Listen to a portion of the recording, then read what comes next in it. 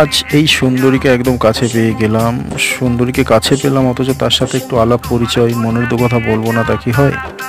সুন্দরবনের নামকরণে যার প্রত্যক্ষ অবদান রয়েছে তিনি হলেন এই সুন্দরী গাছ।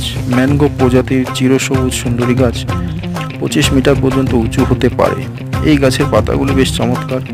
উপরের অংশ গাঢ় সবুজ এবং নিচের দিকগুলি রূপালি সাদা। পাতাগুলি অনেকটা বকুল বা সবেদা গাছের মতো দেখতে। কাণ্ডটি হালকা ধূসর বা ধূসর বাদামি। বয়স বাড়ার সাথে সাথে ফাটল দেখা যায়, তবে সুন্দরীর কাঠ কিন্তু বেশ দামি। তবে সবচেয়ে বিস্ময়কর হলো সুন্দরীর শ্বাসমূল। লবণাক্ত মাটিতে অক্সিজেন পরিমাণ কম থাকে, যাতে বাতাস থেকে সরাসরি অক্সিজেন গ্রহণ করতে পারে, সেই জন্য এমন শ্বাসমূল সৃষ্টি হয়েছে। শাখা মূল থেকে শ্বাসমূলগুলি সোজা মাটির উপরে দণ্ডের আকারে বেরিয়ে আসে, যা দেখতে ভারী চমৎকার লাগে।